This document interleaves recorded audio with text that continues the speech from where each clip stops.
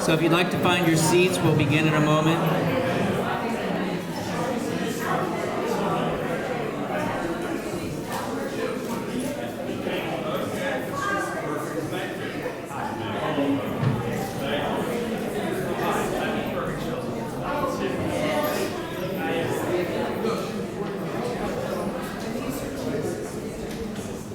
Good afternoon, ladies and gentlemen, and welcome to the Mattatuck Museum. My name is Bob Burns, and I'm the director here. And on behalf of our board and staff, we are so honored to have all of you here today for the Silas Bronson Library Waterbury Hall of Fame induction ceremony. That's a lot to say.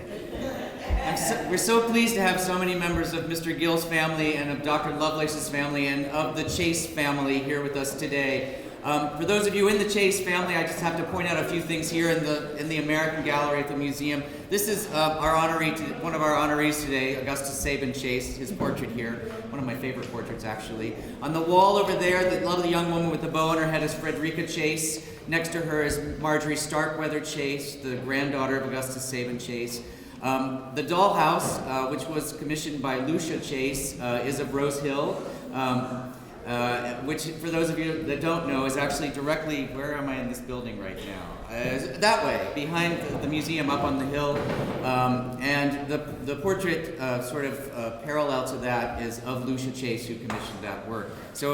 And after today, I'd love to invite all of you to head downstairs to our history exhibit where you'll see more history about the Waterbury region. But there are some paintings down there by Elsie Rowland Chase of the Chase Rolling Mills. So there's a lot of Chase representation on the walls here at the Mattatuck Museum, and we are quite thrilled to have you all back here with us. Hopefully we will see you again in the future. I am your master of ceremonies today, and my job is really to not have you hear me talk for very long, but to move this along as much as possible to get to the part where you really want. So before we begin to honor our honorees, it is my great opportunity to introduce the mayor of the city of Waterbury, Neil O'Leary.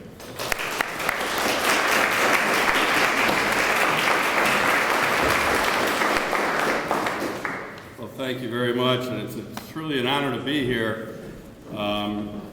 Reading through these biographies both during the week and then refreshing my memory this morning, I actually started to get a little bit of goosebumps. And you think about the impacts that the Chase family has had on this city, and I don't think there's any family that has had more of an influential, positive, meaningful impact on this city going all the way back to Augustus Chase.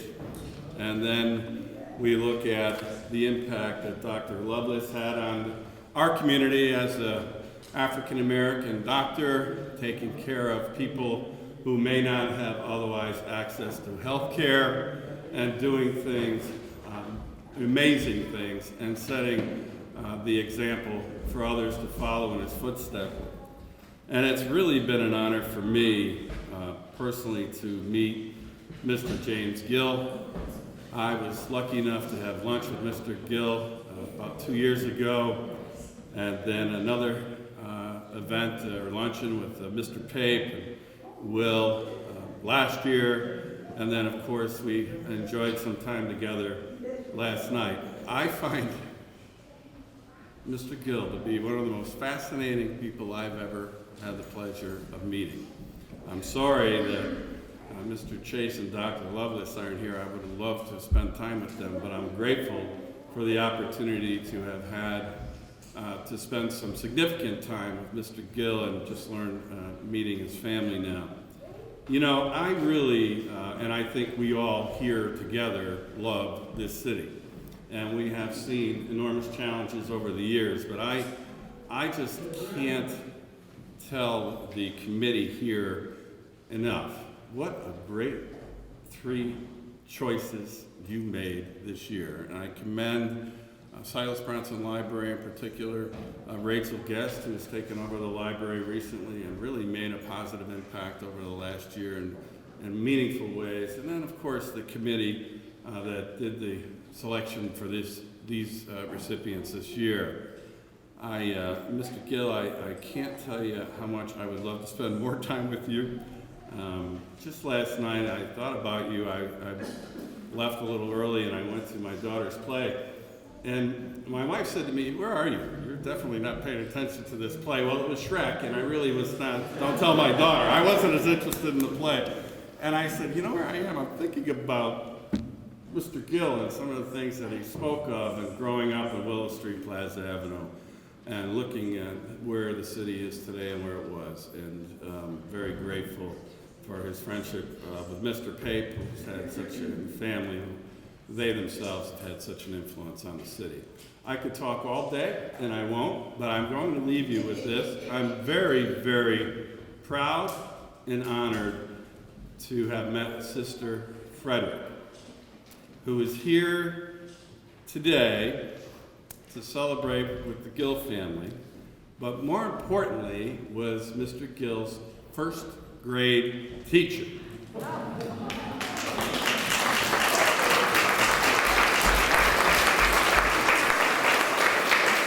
And we thank Sister Julia, who's with her today, for bringing her here. But I was a little bit nervous to ask how old she was. But Anita did, and I was lucky enough to overhear the conversation. And she proudly said, "I will be 100 in 2 weeks."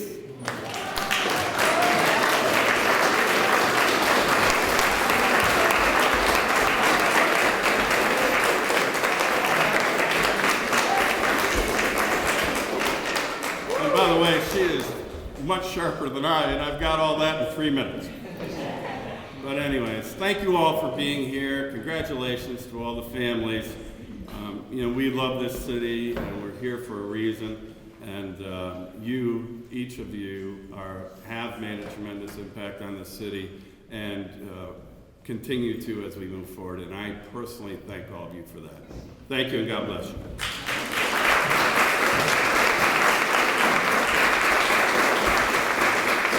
Thank you, Mayor O'Leary. It is now my pleasure to introduce the president of the Silas Bronson Library Board of Agents, Mr. Timothy DiCarlo.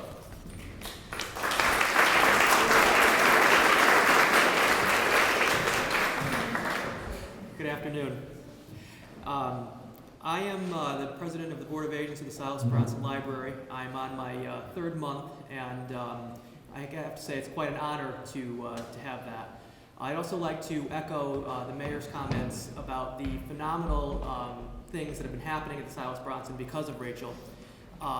In the 4 years that I've been on the board, I can't tell you how great it is to be a member of that board now, how things have changed and how wonderful things are going. But I'd also like to welcome you to the 20th Annual Waterbury Hall of Fame Awards. We're grateful to the Mattatuck Museum for hosting us today, as well as having the Friends of the Library who are grateful enough to have sponsored today's event.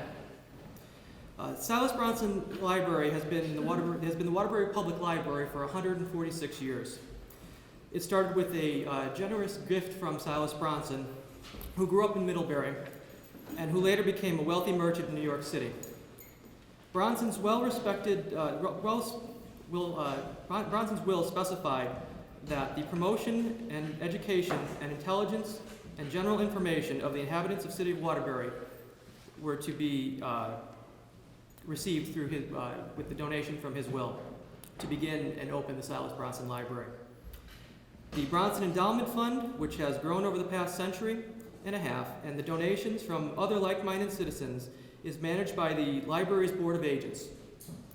The Bronson Fund is used to supplement the operating support and receiving from the City of Waterbury every year. We are grateful for the city's support, and we encourage all of you to consider the library and your charitable giving plans. Thank you.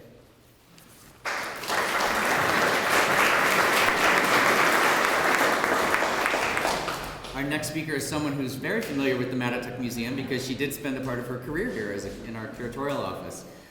Rachel has done an amazing job in a short time at the library. It's become in this open, vibrant, community-centered space that, as you can see when you're going out, there's information about Mardi Gras and other things that are happening there. She's stepped up the game pretty significantly, and congratulations on what you've done there so far, Rachel. Without further ado, Rachel Bass. Well, thank you all very much. It has been really wonderful being at the library for the past year. The Waterbury Hall of Fame was started by the Silas Bronson Library in 1996. Since then, more than 120 people have been inducted into the Hall of Fame. They include actors, athletes, entrepreneurs, inventors, authors, doctors, artists, architects, soldiers, sailors, musicians, politicians, ministers, community activists, philanthropists, and even an astronaut. They represent the best of Waterbury, people who have made a significant positive impact on the history of the city, or who have achieved recognition for their accomplishments throughout the city, state, country, or world. Plaques honoring each inductee, as you see here in front, include their biography and photograph. When the Hall of Fame started, the plaques were first on view at the Brass Mill Mall, which was also new at that time. Later, they were installed at Howland Hughes, and the Hall of Fame is now on permanent view in City Hall in the lower level hallway, and these plaques that you see here today will be installed there after the ceremony. Hall of Fame members are elected each year by a 9-member committee appointed by the library's Board of Agents, and most of the members of the committee and many members of the Board of Agents are here today. Nominations are submitted by the general public as well as by committee members. Each year, the committee reviews all of the nominations, including those from recent prior years, and after much research, thought, and discussion, committee members cast their votes. All nominees winning a majority of the votes are selected for induction into the Hall of Fame. Serving on the committee, as I have done for, I actually forget now, 7 years maybe at this point? Something like that.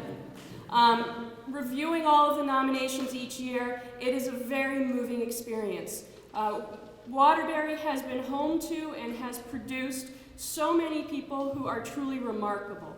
People who have excelled at their chosen field or who have made a significant positive difference in other people's lives. It's a really tremendous thing when you take the time to read all of the biographies, not just of the inductees, but as the committee members get to do, all of the nominees as well. The Hall of Fame is a celebration of the legacy of all of these remarkable people and a reminder of why we can always be proud to say that we are from Waterbury. Thank you.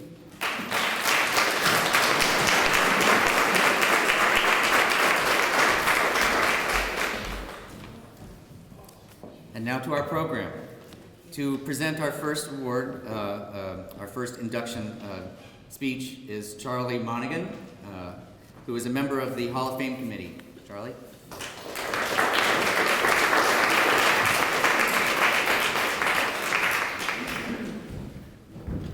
Thank you. Imagine Baseball Hall of Fame without Babe Ruth or Lou Gehrig.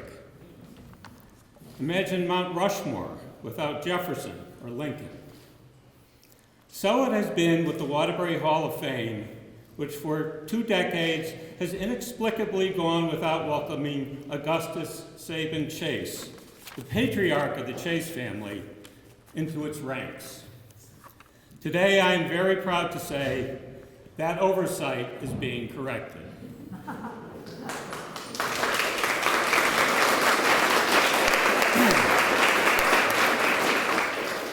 In order to attain its status as one of the leading cities in America in the late 19th and early 20th centuries, Waterbury required the presence of giants in its midst. The names of Scoville and Benedict, Hayden and Holmes, Leavenworth and Croft, and select others are known to all, but there is no doubt that the Chase family is the name that today survives most prominently, attached to roads, parks, municipal buildings, and schools, both public and private. The Chase family's many accomplishments have been well celebrated in local history and legend, but its beginnings in Waterbury are a little more obscure. They trace back to a time before the Civil War when a young man decided to leave the sunny pastures of his youth for a very different sort of life in one of the primary forges of American industry. Augustus Sabin Chase was born in 1828 in Pomfret, Connecticut, the son of Captain Seth and Eliza Hempstead Chase, and descended from the earliest Puritan settlers. His boyhood was spent on the family farm, after studies at Woodstock Academy and short spells as a country teacher in Brooklyn, Connecticut, and a store clerk in Danielson. He came west to Waterbury in 1850 to take a position at the Waterbury Savings Bank. The young man's abilities and ambitions were a perfect match for the city, and very likely the reason he was drawn here. Waterbury was just beginning to flex its muscles as a manufacturing force, as a place not unlike the Silicon Valley today, where the most industrious, brilliant, forward-looking entrepreneurs, inventors, money men, managers, and salesmen were gathering to work with the most advanced technology of the day. Augustus Chase fit right in. A year after arriving, he became assistant cashier at the bank. In 1852, cashier. And by 1864, he was the bank's president, a position he held for more than 30 years. As he prospered as a banker, he took an interest in many of Waterbury's manufacturing companies as well, eventually becoming president of the Waterbury Manufacturing Company, later Chase Brass and Copper, Waterbury Watch Company, later U.S. Time and Timex, Benedict and Burnham Manufacturing, and Waterbury Buckle Company. In those days, however, true leadership required interests that went well beyond the confines of the factory floor, front office, or boardroom. Chase took on the many challenges of civic life in a rapidly growing city with a tireless passion and optimism. He was one of the original stockholders and longtime president of the American Printing Company, organized in 1868 to continue the publication of the Waterbury American. He was one of the founders of the Waterbury Club and its first president. He was a trustee and treasurer of St. Margaret's School. He was one of the original board members of Waterbury Hospital.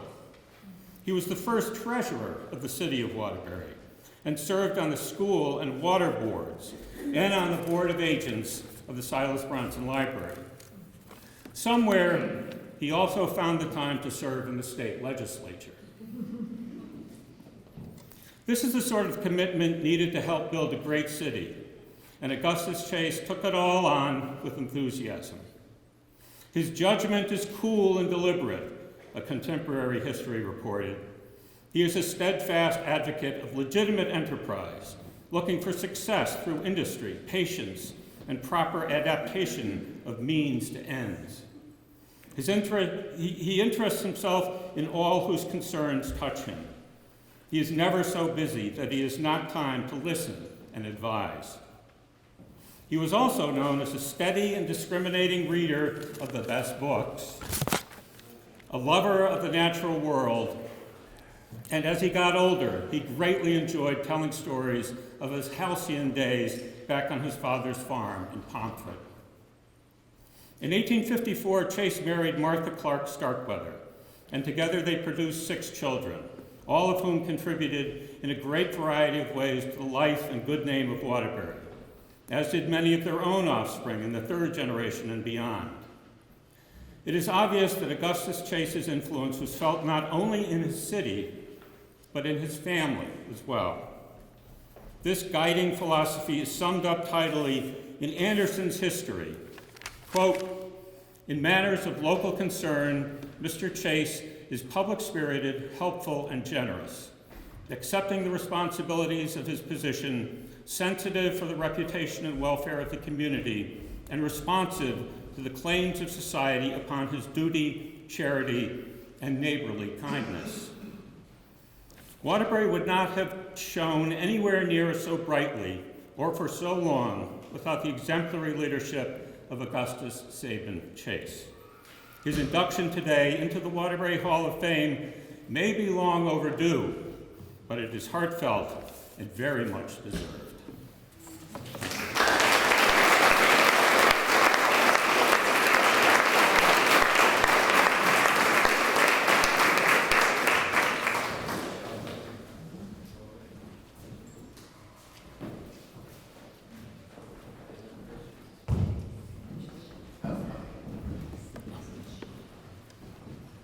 Hi.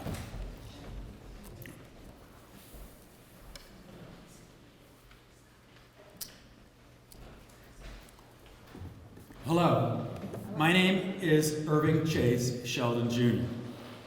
First of all, let me say how honored we all are, the descendants of Augustus Sabin and Martha Starkweather Chase, to be welcomed to the beautiful city of Waterbury to participate in Augustus Sabin Chase's induction into the city's Hall of Fame. I should say the libraries, I guess. In preparing remarks for the occasion, I'm lucky because many of my Chase forebears, aunts, uncles, and cousins were and are prolific writers, some with real attainments in literature, and many seem drawn to write about the family. So learning of my great-great-grandfather and his times, which spanned the latter 2/3 of the 19th century, has not been difficult. I'm particularly indebted to the writing of my great-great-aunt, Alice Chase Streeter, Sabin and Martha's daughter, and that of my cousin, Mary Eliza Kimball, their great-granddaughter, who keeps the family flame bright at her farm in Pomfret, Connecticut, which includes, among its several structures, the little house, referred to in contemporary accounts as the shop, and not far elevated from the proverbial log cabin, where Augustus Sabin Chase was born in 1928. It was in Pomfret that ASC received his early education, and then nearby Woodstock Academy, where his notebooks show a curriculum that included differential calculus and other advanced subjects. Farming in 1840s Pomfret did not allow the Chases to send their only son to college. Higher education would nonetheless become one of his chief philanthropic interests. He sent his 3 sons to Yale and was long associated with St. Margaret's School here in Waterbury. This was in the dawning years of that terrific period of American industrialization, when New England's fast-running rivers powered mills to manufacture textiles, tools, machinery, and, here along the Naugatuck, products in brass and other non-ferrous metals. The Industrial Revolution was coming to a full head of steam, appropriate metaphor because the mills were changing from water to steam power, when ASC arrived in Waterbury, age 22, in 1850, to take the job of teller at the Waterbury Bank. 14 years later, in 1864, he was the bank's president, and Waterbury had been incorporated as a city. This extraordinary period, which generated such huge prosperity, endured through various vicissitudes into the 1970s in many New England cities, including Waterbury, that I remember from Christmas time visits to Rose Hill. These were the years when the great civic and cultural institutions, supported largely by private philanthropy, that guide and give meaning to so much of our life today, were created. And the beautiful, indeed monumental, and at this point quite venerable buildings that were built to house many of them are all around us here in Waterbury. It is for this reason that the memory of citizens such as ASC is doubtless chiefly to be honored. He served on boards, in many cases a founding member of the American Printing Company, which published in its building on Grand Street, the Waterbury American, the Waterbury Club, St. Margaret's School, now Chase Collegiate, the Second Congregational Society, Waterbury Hospital Corporation, who was Waterbury's first treasurer and served on the school and water boards and on the board of agents of the Bronson Library. He also served a term in the Connecticut House of Representatives. Of course, these activities took place in the context of great business success. ASC was a banker, but one with a marked interest and inclination toward manufacturing, becoming a stockholder and officer in many of Waterbury's successful companies. He was president of the Waterbury Manufacturing Company, the Benedict and Burnham Company, Waterbury Watch, later Clock Company, now Timex Group, the Waterbury Button Factory. The Waterbury Manufacturing Company was a family enterprise and grew to be one of the largest brass manufacturing companies in the Naugatuck Valley, in association with the Chase Rolling Mill and the Chase Metal Works. Chase Brass, a division of Kennecott, Utah Copper, moved its headquarters from Waterbury to Ohio in 1975. At their zenith, these companies employed a considerable part of the working population of Waterbury. In the 1890s, the watch company alone employed about 3,000 men. The company turned out 15,000 Ingersoll watches a day. I was reminded of the coast-to-coast scale of Chase operations some years ago while visiting a dusty copper mine in Bisbee, Arizona, south of Tucson. The office was furnished with a very interesting tall clock made by the Waterbury Clock Company. The weights which drove the pendulum were filled with mercury, which somehow steadied them in the vibrations caused by the nearby use of dynamite. ASC was also very much a family man. In fact, his 600 or so descendants, now to the 5th or 6th generation, can certainly attest. Waterbury dodged a bullet. We didn't all come. But there are members among our group from all 5 branches of the family.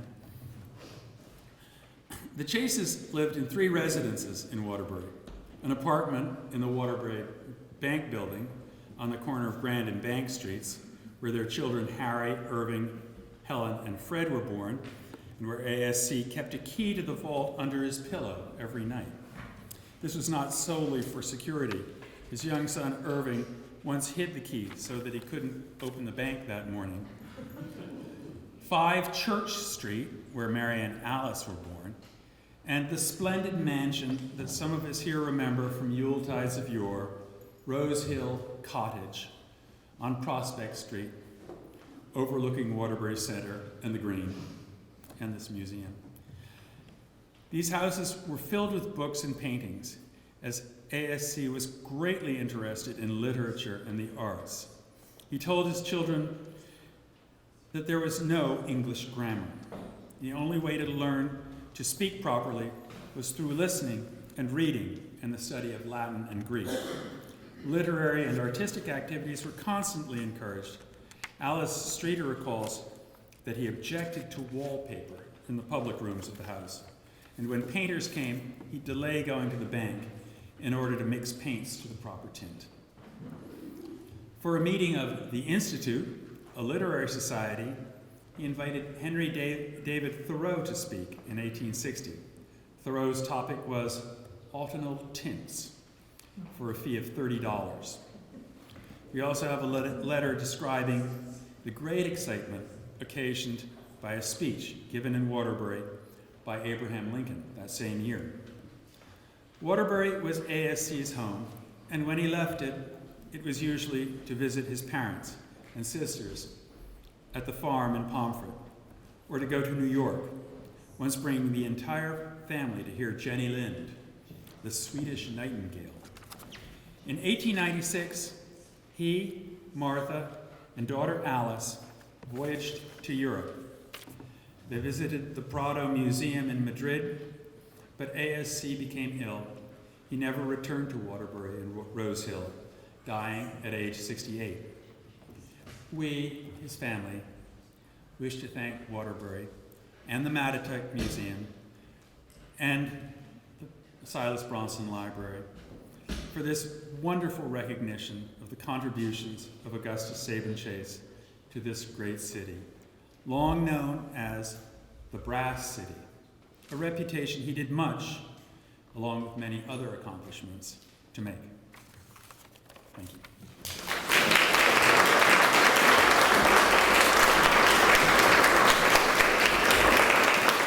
And to each of our presenters, we are giving them a copy of the plaque that will be in City Hall. So you can, I don't know how you're going to side with as many Chase family members who gets to take it home, but here it is. Maybe we'll just leave it up at Rose Hill. Thank you very much.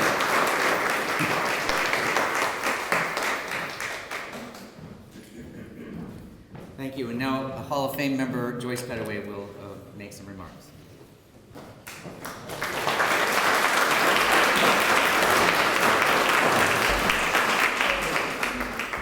Good afternoon, everyone. To Mayor O'Leary, Rachel Guest, Mr. DiCarlo, Mr. Burns, friends of the library, and the Board of Regents from the library, to all the visiting families, and all of the Waterburyans who have just come out to support the Hall of Fame Silas Brunson Library event.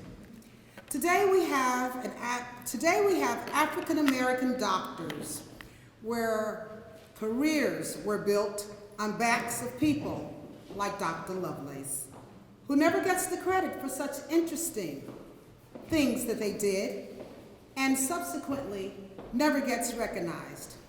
From the Great Migration, here was a man who was able to pursue a medical profession that catapulted him into obtaining a glistening, successful career that allowed him to purchase a 9-room Victorian home where he raised his family and went on to become one of the famous brothers in our community at a time when this was unheard of and never mentioned in the archives of history. That is why we give tribute and honor to Dr. Lovelace. My, oh my, what manner of man was this?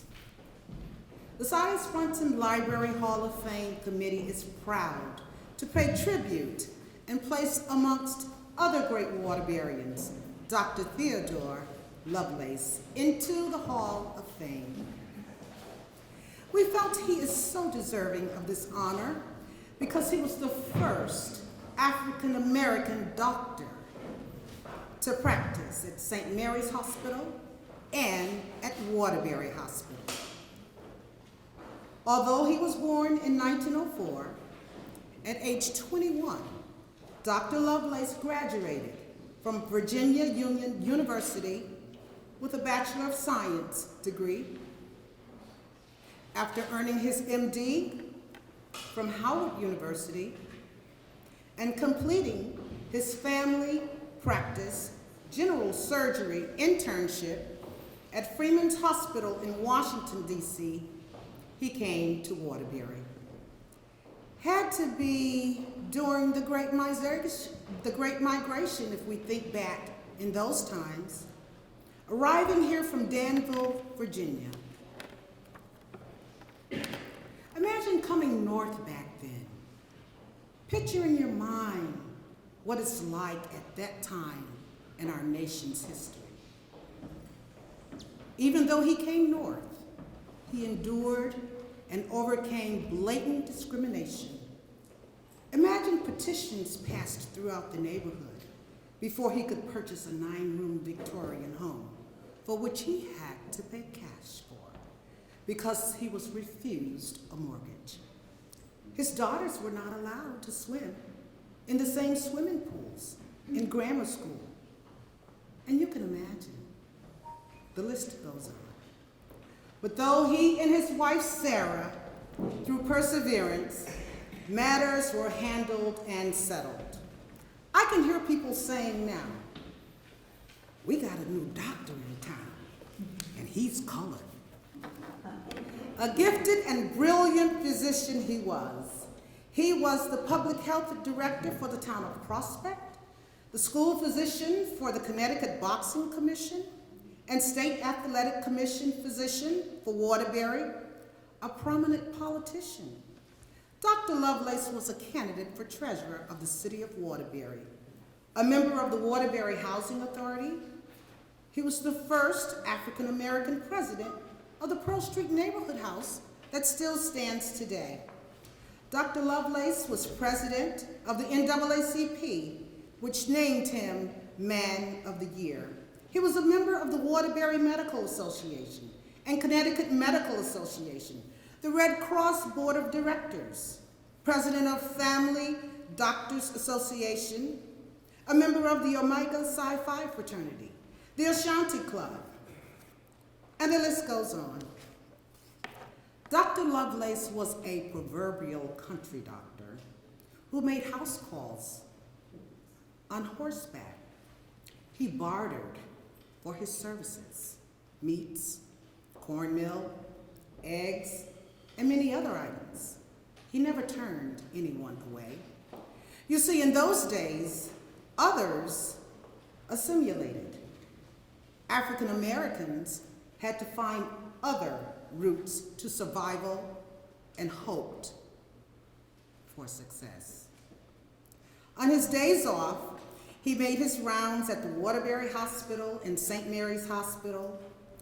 He was a funny type of a guy, always dressed in play clothes, always wore this hat, a funny hat, all kinds of hats, and very, very nice suits he was dressed in. And people would wait to see just what he was wearing. After his visits to 2 hospitals, he would spend the rest of the day with his wife, Sarah, and his daughters. Dr. Lovelace was kind, patient, tender, brilliant, and gifted. A man who truly deserves his place among other greats of Waterbury in the Hall of Fame. Thank you.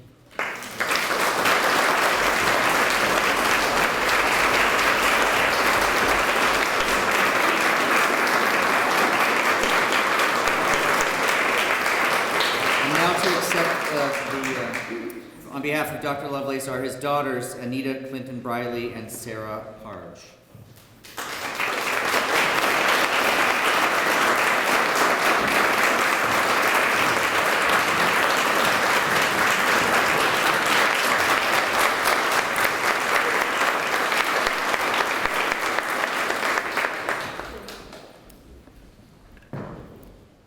Thank you, Ms. Bettaway. Good afternoon, ladies and gentlemen. Mr. Gill, the families of Dr. Lovelace and Mr. Chase, and the good sister back there. Good afternoon. What an honor it is for my sister Sarah Harge and me to be here to represent the Lovelace family, including our deceased mother and 2 sisters, on behalf of Dr. Theodore R. Lovelace, our father. We give abundant thanks to the Mattatuck Museum staff, the jury, and everyone who had a hand in bringing this to reality. Our father was 1 in a million. No, 1 in 10 million. Definitely unique and talented in many ways. I'd like to share a thing or 2 about him. I strongly feel that at some point in his early years, he struggled with the decision to be a minister or a physician. So spiritual was he that it was his idea that we memorize a Bible verse to recite during devotions, before breakfast, before Sunday school and church. That definitely was not our favorite thing to do. But just a small sacrifice such as that, because we looked forward to going out to dinner at a restaurant most Sundays after church. Speaking of dinner, it was important for him to make a daily effort to be home for the family's sit-down dinner. Don't hear about that too much anymore. Our Father's blessing caused us to roll our eyes at each other. Remember 4 little girls? Anyway, it was a very childish thing to do, of course, because he sometimes took time to pray for God's intercession for his patients. Our Father came up through the ranks, delivering newspapers, waiting on tables, working as an assistant to his professors in medical school. He was so smart. And then went on to become, as Ms. Pettaway said, the proverbial country doctor.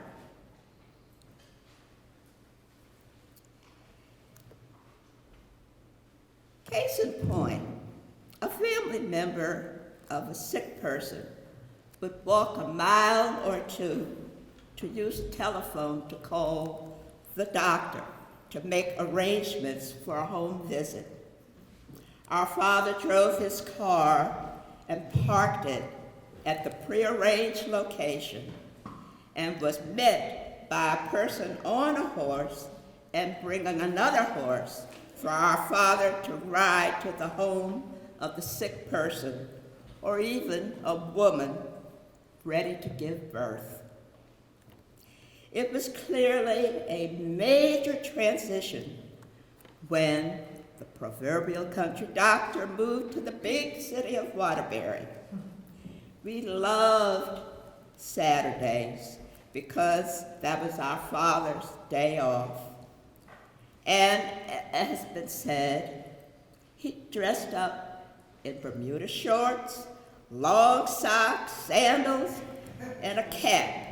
And that cap could have been, what was it, Irish, tam o' shanter, a beret, a baseball cap, Kango cap, but he would cock it and then make his hospital rounds.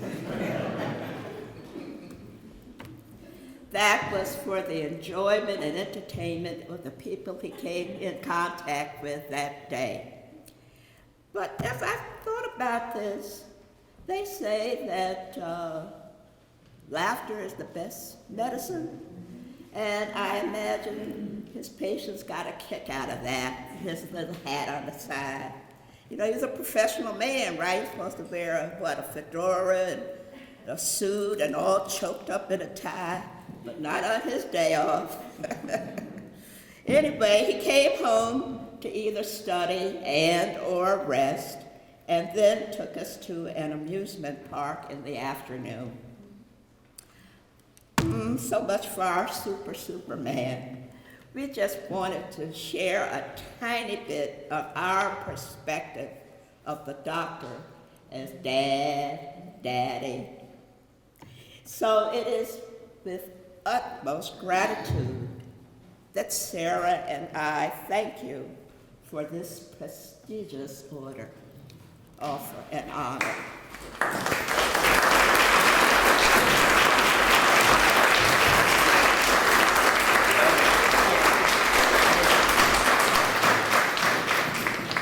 Thank you, Anita. I think you did such a good job on that. Thank you. And I'm just giving you a few anecdotes while you were speaking, and it came to mind when you talked about dinner. I remember Daddy was always the surgeon, and when we would have fish, he showed us how the bone structure was. You go down here, and there's bones around the edge, and you don't cut through the middle, and then he would carve a turkey perfectly. You could set it right back in place. He had it all. So, I mean, we were always learning, you know. But he was a character, a really character. And one of the things, being the last person in the family in the Waterbury area, whenever I'm out, if I run into somebody who knew him, some of them, they fall on my chest, hug me. Some cry. They say, I miss him so much.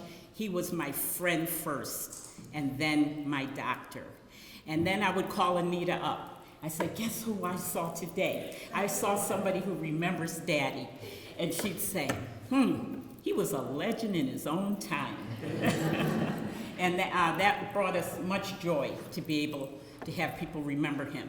And I came in, my daughter came in and showed me something on Facebook where people had worked with him at the hospital. And they said they always remember him being joyful. And one of them said they used to call him Count Basie. Now that's something I didn't know about him. So he must have been singing and carrying on too. But I would like to acknowledge having worked with Joyce Pettaway closely and with Anita Bologna.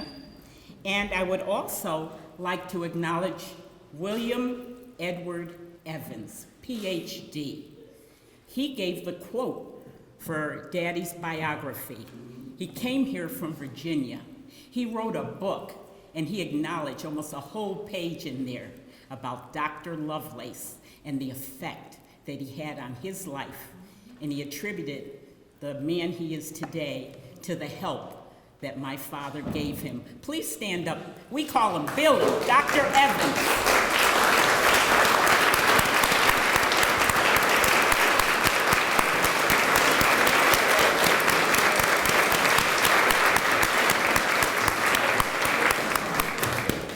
So again, we thank everyone for this humbling honor. Thank you so much. Thank you, Mayor O'Leary.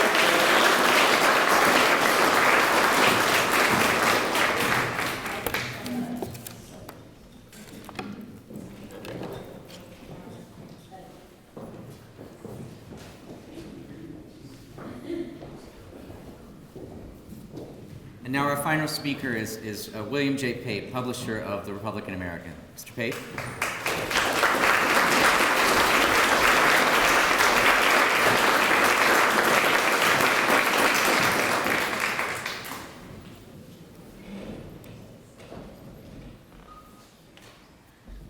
Good afternoon. It would be, my eyes are failing. It'd be easy for me to tell you that James F. Gill should be in the Waterbury Hall of Fame because he is among the most prominent attorneys and power brokers in New York City. It would be simple to tell you that he rose from an impoverished childhood to become the man the New York Times dubbed one of the least known but most influential officials in New York. A man who has known and worked intimately with every cardinal, senator, and governor of New York for the last half century. His list of accomplishments are ample and significant. Mr. Gill has served on every major board and commission in New York, from Senator Al D'Amato's Judicial Screening Committee to Chairman of Governor Pataki's Appellate Judicial Screening Committee, and as Chairman of the Doris Duke Charitable Foundation, he is responsible for distributing $52 million a year in donations.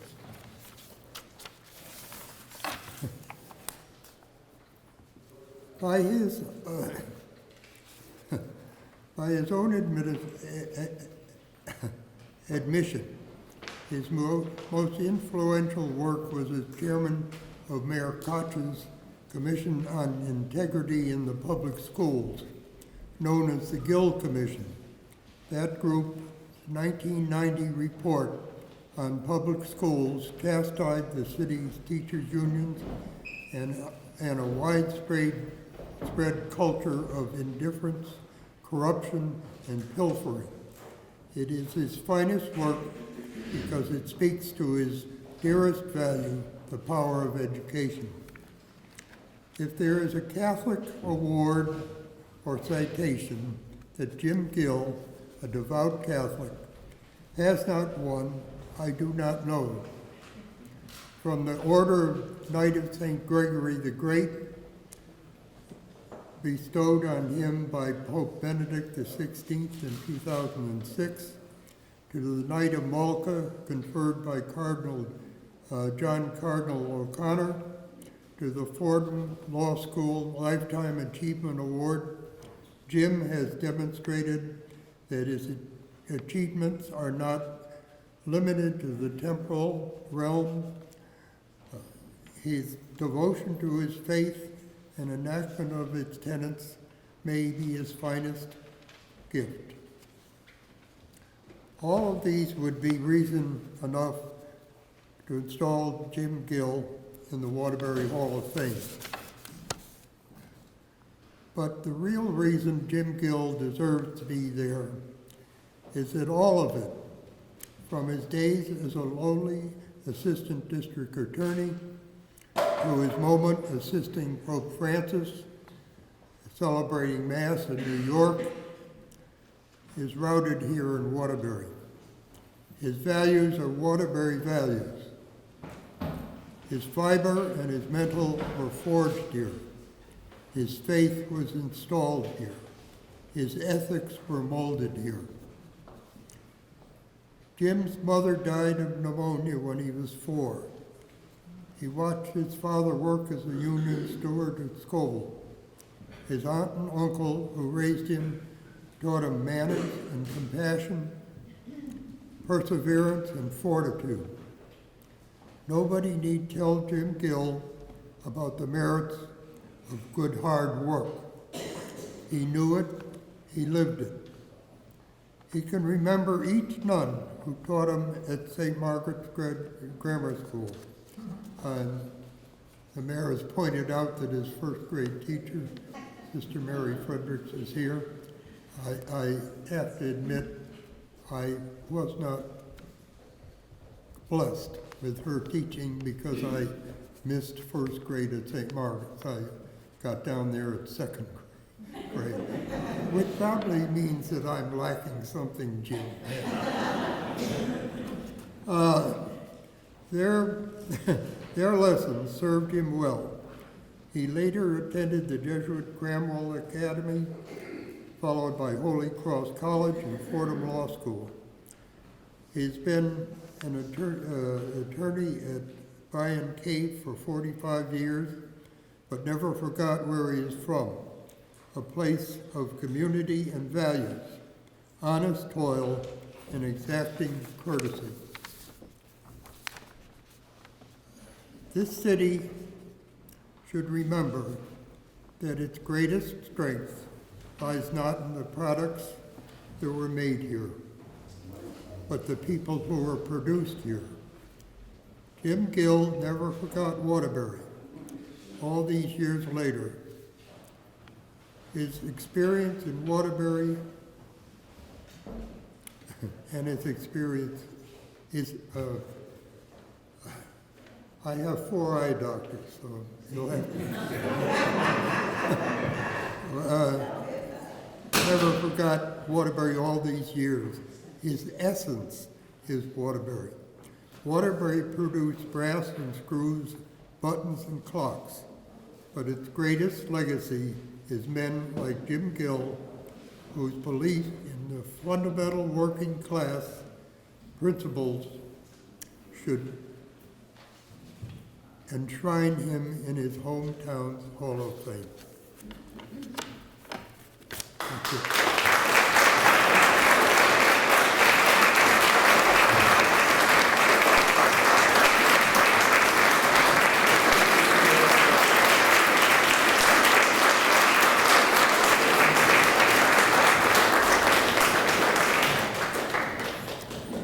Good afternoon.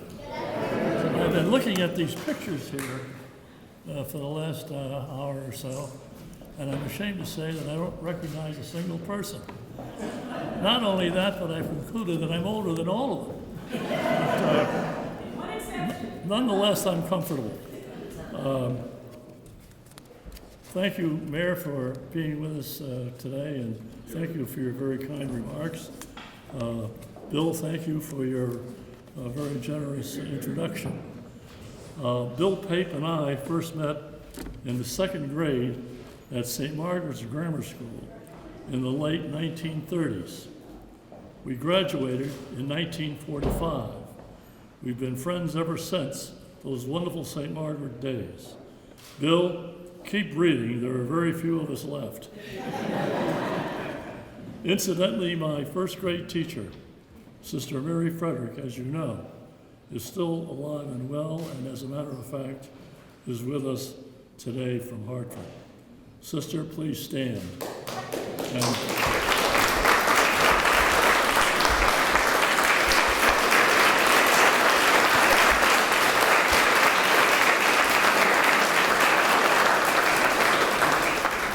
Thank you so much for being here. I know it wasn't easy. We finally found out how old she is. Up to now, I've been scared to death to ask her or to suggest what her age may be, but it's now quite apparent that she is right on the edge of becoming 100 years old, and I hope you have another 100.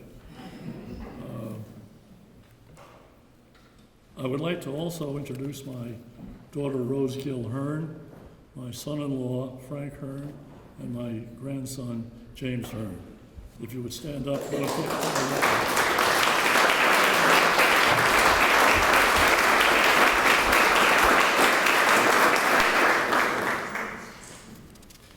I want to thank all of those who are responsible for my induction into the Waterbury Hall of Fame. This high honor bestowed upon me in the name of my beloved hometown is the highest honor I've ever received, and I am deeply grateful. Finally, I offer my congratulations to the families of Dr. Theodore Lovelace and Augustus S. Chase. This occasion brings to mind the Waterbury I knew when I was growing up. We New Yorkers often refer to New York City as a melting pot. Well, there was no melting pot like Waterbury. We had all ethnic groups, religious groups, people of all colors. And while there was some friction between the Irish and the Italians for jobs, there was no deep-seated discriminatory feelings or serious racial tensions. Waterbury was a city of hills, originally with trolley cars, and later buses. I lived in the Upper Willow Street area, known as Cracker Hill. I don't know why it was so named, but I suspect that it was intended to be derogatory in some way. Ordinary people lived in three-family houses. The owner usually occupied the first floor and rented the second and third floors to other families. Families in those days were made up not only of parents and children, but frequently included a bachelor uncle, a spinster aunt, or a grandparent. There were no homes for the elderly or disabled. They lived with their families. Members of the clergy were highly honored and respected. Waterbury was often referred to as the city of churches because it had so many. Parishes were not only religious centers, but social centers as well. Waterbury was an enormous manufacturing hub in those days. It was widely known as the brass center of the world and was the nation's #1 producer of clocks and watches, including the first Mickey Mouse watch ever made. I had one of those, and Mickey was always on time. It was the headquarters of numerous internationally recognized companies such as Scoville Manufacturing Company, Chase Brass and Copper Company, and Timex. A very large part of Waterbury's manufacturing success was its workforce, which believed in and lived by the principle of a day's work for a day's pay. That workforce, while skilled, extremely hardworking, and totally dedicated, became highly unionized, which led many of the owners of those manufacturing plants to move to south to take advantage of a cheap labor market. When that tactic failed, they tried to return to Waterbury and found only that the extraordinary workforce that it once enjoyed had dissipated. My father worked at Scoville all of his life, except for the two tours in the United States Navy during World Wars I and II. He experienced a huge depletion in Waterbury's manufacturing essence. Other Waterburyan characteristics during my time included fierce patriotism. During World War II, every able-bodied man was in the service, and the women took over their jobs in the factories. My father joined the Navy during World War II, despite the fact that he was over age and not subject to the draft. Throughout World War II, there were stars in most of the windows of Waterbury, signifying that a family member was in the military. Gold stars signified that a family member had been killed in action. Meats and gasoline were hard to come by during those days, and Spam became a common food. Air raid drills and blackouts were frequent and forcibly carried out. The end of the war with Nazi Germany and later Japan were great celebrations for all Waterburyans. Waterbury was typical of Tom Brokaw's Greatest Generation, and as you know, has been recognized as such by the national media. Waterburyans have always been boastful of certain events in its history. The fact that the great actress Rosalind Russell grew up on Willow Street. Her magnificent portrayal of Auntie Mame will be remembered in the history of moving pictures forever. Dan Parker, probably the finest sports writer of his day, was a Waterburyan. Frank S. Hogan, the district attorney of New York County for more than 30 years, was born in Waterbury. Incidentally, after serving as a legal officer in the Marine Corps, I worked under Mr. Hogan as an assistant DA. During that time, we exposed rigged TV quiz programs and fixed college basketball games. Hogan was known as Mr. Integrity because of his honesty and incorruptibility. President Jack Kennedy made his last stop on the last day of his campaign for president in Waterbury at 3 a.m. in the morning of November the 6th, 1960, from the second floor balcony of the Hilton Hotel on our green. He addressed more than 40,000 Waterburyans. His opening words were, "My name is Kennedy, and I have come to ask for your support." He got it. Following a thunderous and seemingly unending response, he slept the rest of the evening at the Hilton and attended Mass the next morning at the Basilica of the Immaculate Conception. 2 days later, he was elected President of the United States. Thank you again for this high honor, and God bless Waterbury. It's a hell of a town.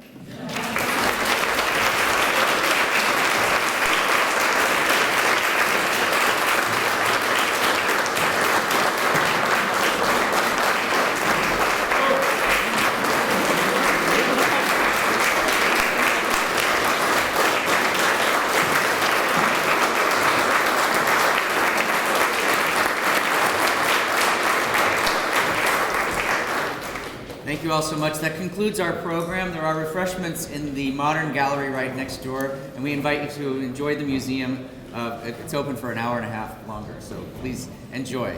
Have a good afternoon.